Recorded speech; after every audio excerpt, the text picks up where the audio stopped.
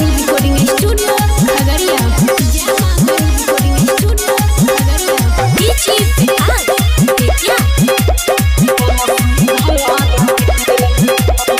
सबको इंस्टा पर वायरल हो जाए भी कली के चिया सतार गे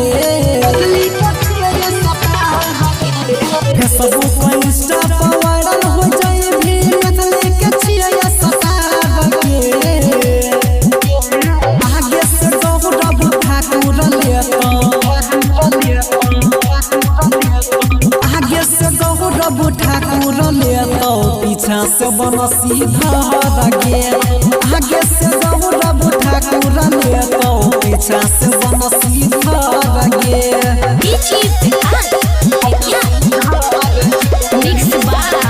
छौरी लाग छही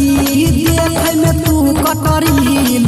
देखी तोहरा के छौरी छूट छे सबके पसीन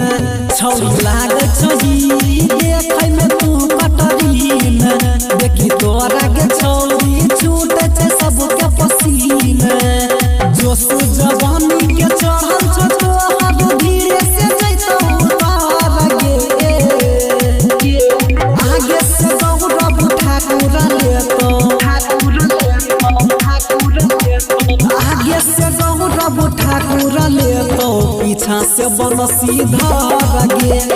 आगे से गौरव ठाकुर लेतो पीछा से बनसी धर गे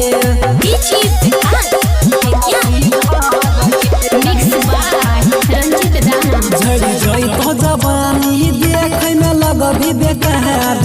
रन रंजित से करेले ना छोड़ी आगे प्यार झड़ी जई तो जवानी देखे में लगभी बेकार रन रंजित से करेले ना छोड़ी आगे प्यार दीपक सूरज अनिल सरगम देखी के गेलो बिगाड़ गे आगे से गौरव ठाकुर लेतो